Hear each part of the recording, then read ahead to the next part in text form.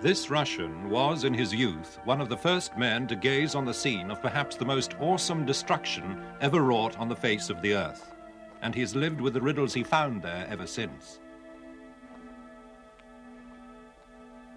50 years ago, he set out by horse and sledge across the frozen wastes of Siberia to investigate the great cataclysm of Tunguska.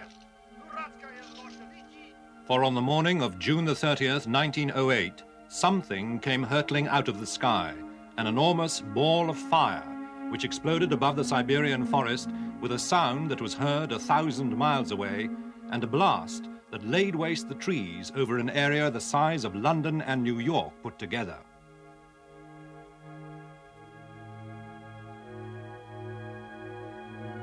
For weeks afterwards, the nights in Europe were almost as bright as day. These pictures were taken after midnight. A lifetime later, the theories still abound about what it was that came out of the sky that June day. Was it a colossal meteorite, a black hole from interstellar space, an atomic bomb long before such bombs were invented? Could it even have been a spaceship? A mystery from the files of Arthur C. Clarke, author of 2001 and inventor of the communication satellite. Now living in Sri Lanka, he has studied the enigma of the Great Siberian Explosion.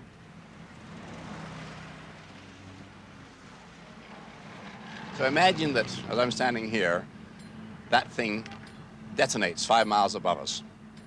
Well, there would have been a flash in the sky so brilliant that by comparison the sun is a feeble electric light bulb. The flash of light and heat would have boiled the sea around us and set the city on fire instantly.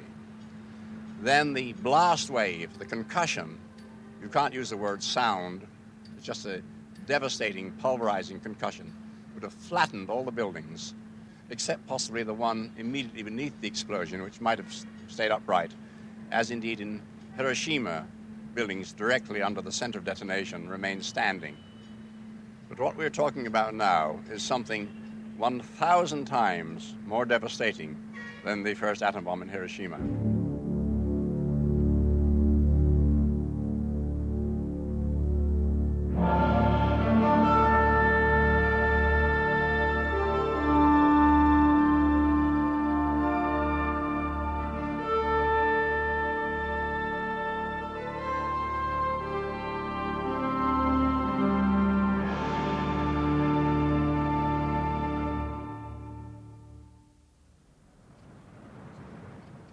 More than 70 years after the Great Siberian Explosion, the scientists still come together to puzzle over that catastrophic event in 1908. Dr. Nikolai Vasilyev and Professor Alexander Dolgov have flown in from Tomsk and Novosibirsk to meet at the Soviet Academy of Sciences. Professor Yavnol comes from the Meteorite Committee of the USSR. And Dr. Leonid Krinov, one of the first scientists to reach the site, is still active.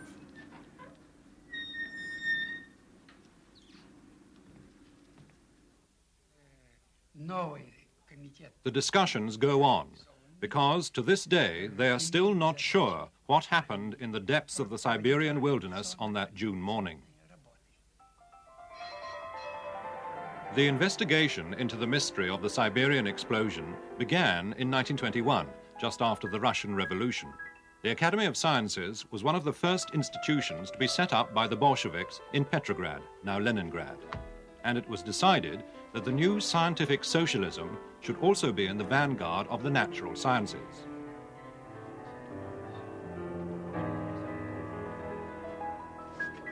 The Academy gave a commission to a young scientist called Leonid Kulik to investigate falls of meteorites on the territory of the USSR. A friend showed Kulik an eyewitness story on the back of an old calendar, his first hint of the extraordinary happening 13 years before in 1908. It was a strange time. Far away in England, the Daily Express of July the 3rd, 1908, reported the weird happenings of an already unusually hot summer. It said, "The extraordinary occurrence of night trains running over the Grampian Hills without lights took place for the first time on record." A golfer wrote to the Times saying it was light enough for play on the links at Brancaster in Norfolk at 11 p.m, and he himself was aroused at 1:15 a.m. and could read a book in his chamber quite comfortably.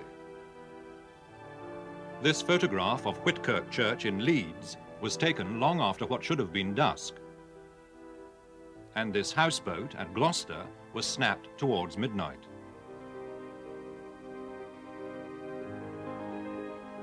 What people took to be the Northern Lights lit up the whole east coast.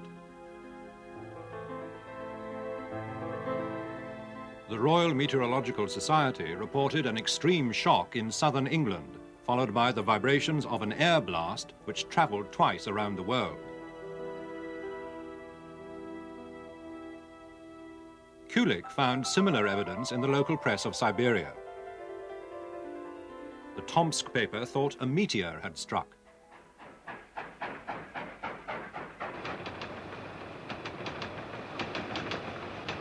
Armed with these few details, Kulik set off on the Trans-Siberian Railway from Petrograd, across European Russia and half of Siberia, to the small station of Taishet.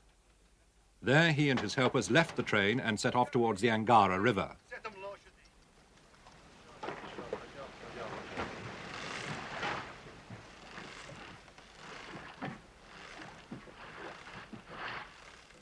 From there on, they had only horse and boat to take them through the ice and snow of the Siberian forest, the taiga.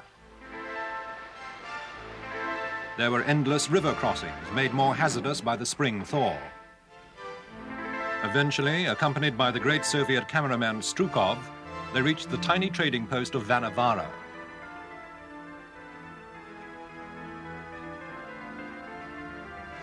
The local people were fur traders, Mongols of the Evenki tribe, with hunting territory running up the Tunguska River. It was now 20 years since they had experienced the extraordinary event of 1908. But as Dr. Krinov recalls, they still had the most vivid memories.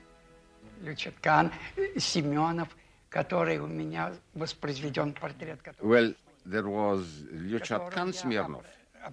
I questioned him, and he told me in detail how he was hurled from his porch by the wave of air. He was literally thrown from his porch, and he lost consciousness. His daughter, a young girl, was at the time with her friend down by the stream, and when they heard the thunder and all the explosions, they ran back home and saw him lying on the ground.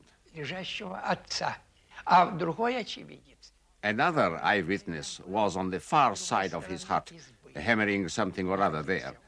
So he was shielded by the hut from the place where the radiation came from.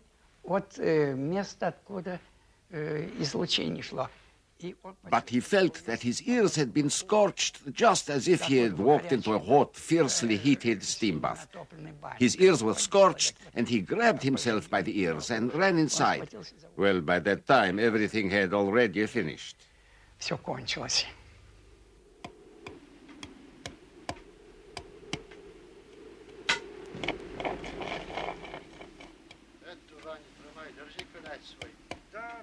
At Vanavara, Kulik's expedition set about building small boats, which could take them upriver towards the area where the locals said the explosion had happened. There were many privations. Negotiating the rivers needed all the skills the local porters could muster. At one point, Kulik himself, with Strukov still filming, lost control of his boat and was almost swept away.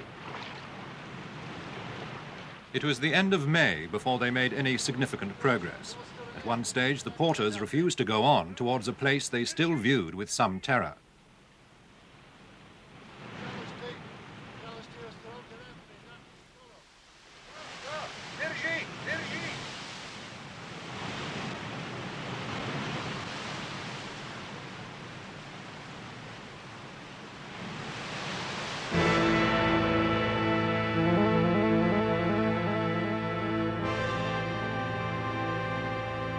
At last they reached the quieter waters of the upper Tunguska, and finally the junction with the river Chombi.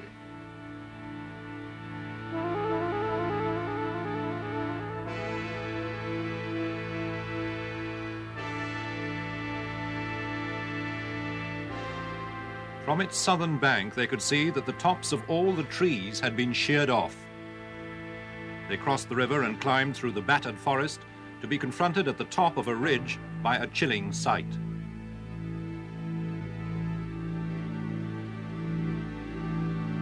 As far as the eye could see, the trees lay like an annihilated regiment in serried rows, victims of some unimaginable slaughter. Тайга, который повсюду, могучая сибирская тайга стояла. The taiga, the mighty Siberian taiga, had everywhere been thick and without any clearings or glades. На десятки километров она была повалена. But here we suddenly saw this place where the forest had been flattened for many kilometers. Еще были очень невысокие. The young trees that had grown after the event were still not very tall, and therefore they were covered by the snow. Самое сильное впечатление. Мы ясно увидели. It was this that made the first and strongest impression. We clearly saw the dimensions of the destruction. Взрывными явлениями, сопровождавшими это явление. Of course, this made a shattering impression on us. Вызвали сплошной вывал леса. Kulik, Krinov, Strukov and their helpers pressed on day after day through the debris of bare and fallen trees. They had no idea how far they would have to go to find the center of the devastation.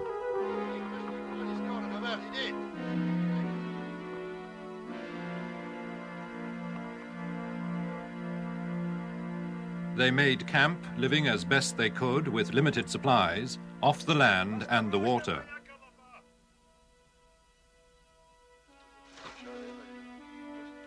Though even fishing had its hazards.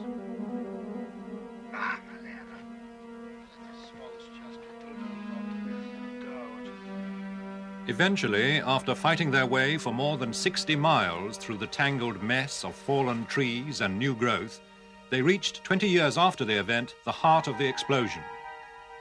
Kulik was to call the place the Tunguska South Swamp, the center of 1,000 square miles of devastation.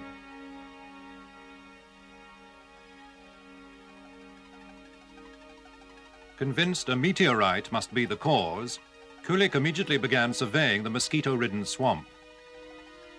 He thought that pieces of the object which had caused such immense damage might be found in peculiar pits in the swamp. His men drained the pits and excavated them without result.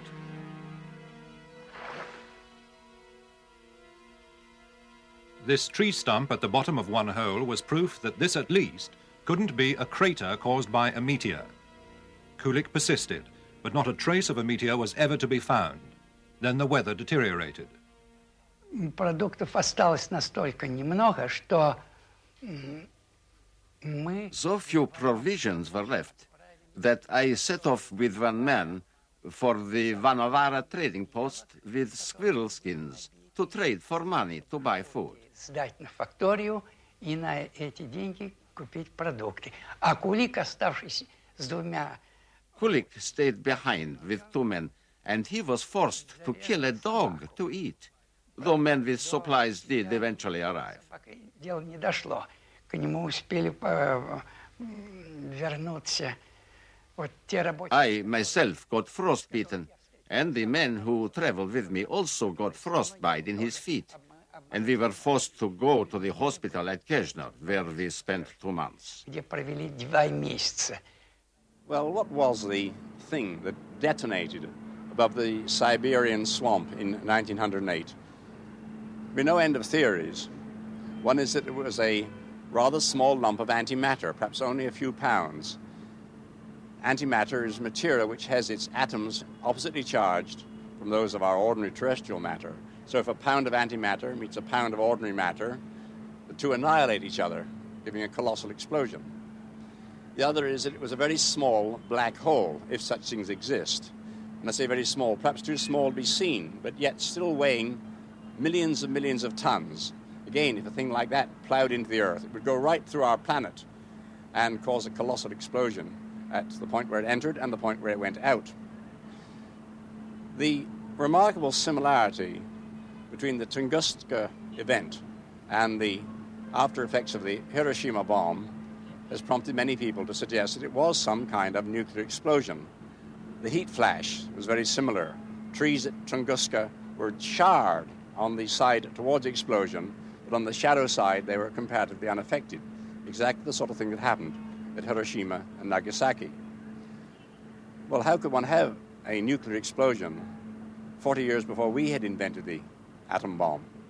Well, perhaps a visitor from space had engine trouble and tried to make a forced landing on our Earth and didn't make it, but blew up 5 miles above the surface. There's been at least one book written on this subject and a lot of science fiction stories, and it is a plausible theory, and certainly a very romantic one.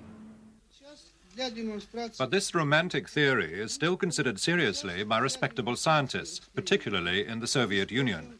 This is Soviet academician Alexei Zolotov. The Tunguska explosion took place in the air. There exist only two possibilities for such an explosion. Either it came from an internal energy source in the body or from the natural energy caused by its movement. I believe it was a nuclear explosion from an artificially made object.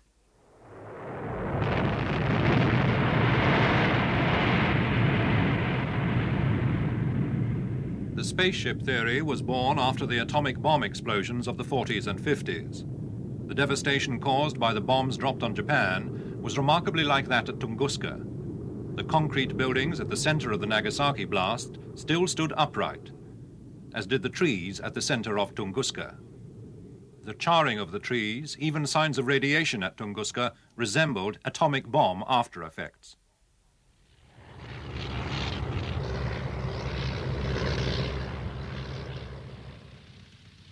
Kulik was killed by the Nazis during the Battle of Moscow, and it was 1958 before the first post-war expedition was mounted.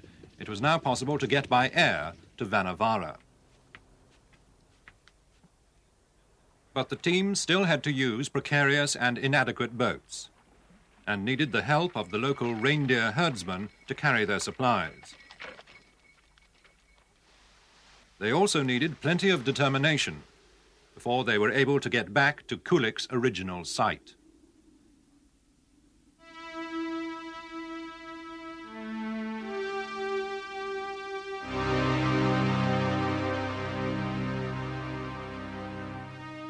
Although the new growth in the taiga was now 50 years old, the devastation was still very plain.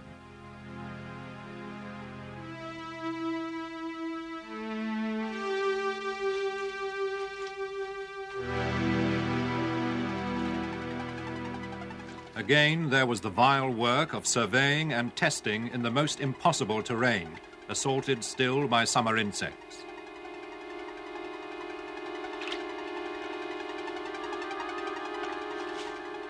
Slowly, the evidence built up, but there was still no sign of any debris from the Tunguska blast, except for tiny globules of silica and metal. Carefully packed to be sent back for analysis, they were to provide an important clue. There were continuing echoes of a nuclear explosion. In the first place, it was clear that the Tunguska blast, like that at Hiroshima, had been an airburst. No one had thought of that in 1928. But the Russians decided to check with a precise experiment. It was true. Whatever devastated the Tiger in 1908 had exploded about 8 kilometers, 5 miles, up in the air. Out in the forest, the researchers, returning every year now by plane and helicopter, and armed with sophisticated equipment, found extraordinary genetic effects. There seemed to be several mutated species of insects. And among the devastated skeletons of the trees, there were some which had survived. When these were felled, the tree rings showed a dramatic increase in growth after 1908. This effect had also appeared in Hiroshima. Whether or not this was due to nuclear radiation, the man who today leads the yearly expeditions to the taiga, Nikolai Vasilyev, is certain there is what he calls electromagnetic chaos. Right up to the present time, we have been investigating certain geophysical and biological effects which are not observed when normal meteorites fall. In particular, the genetic pattern has been violated. This violation is to be seen in certain species of plants and in particular in the pine trees. There is certainly some new type of radiation here. The explosion of a cosmic body seems to have produced this new type of radiation field on the ground at the center of the blast.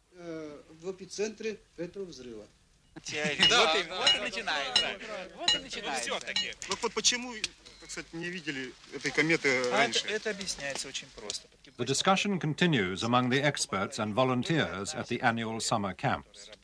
It has become apparent that the little globules they have collected contain elements that could only have come from outer space. Slowly, many scientists have come round to a theory first proposed in the 30s by an Englishman, Frank Whipple, and dismissed then as far too fanciful. His theory was that for the only time in all our knowledge, the Earth had been struck by a comet.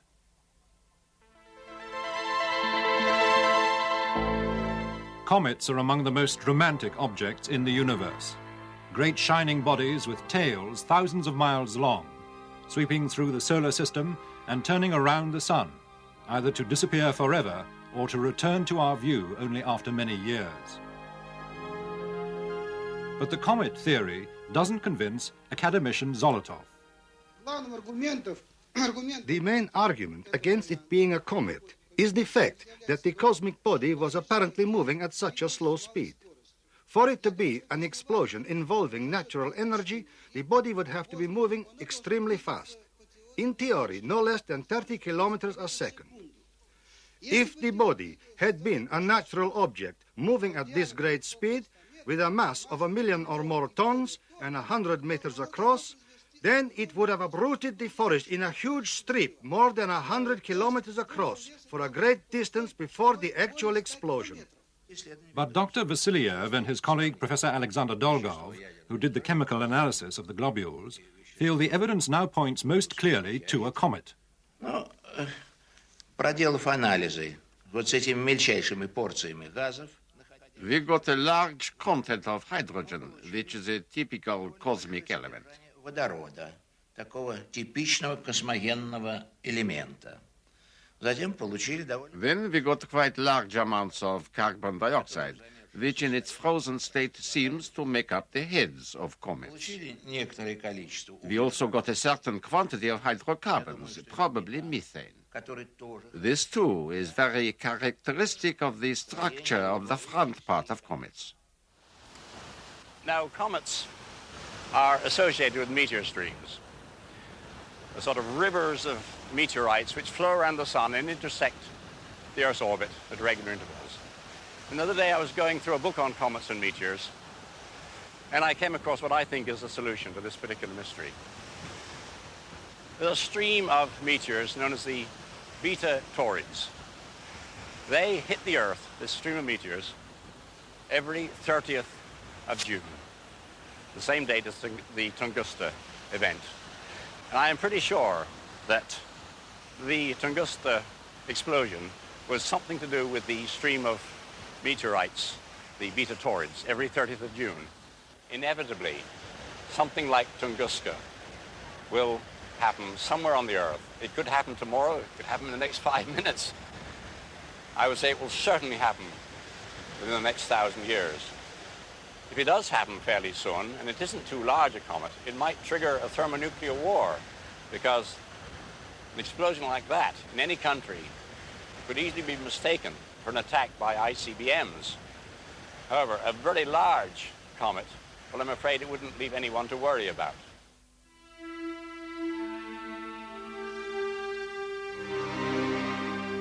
At the end of every summer now, Dr. Vasilyev and his team, with almost religious fervor, watch the dawn in that still remote region of the Tunguska explosion in Siberia.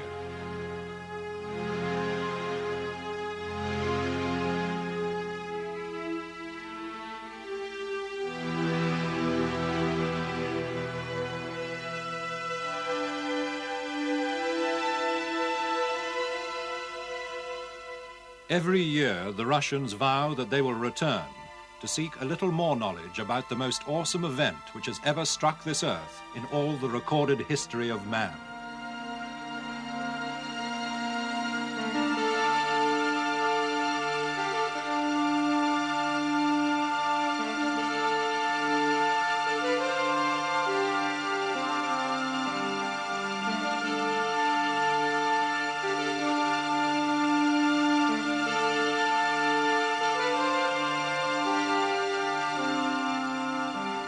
Next week, the riddle of the stones.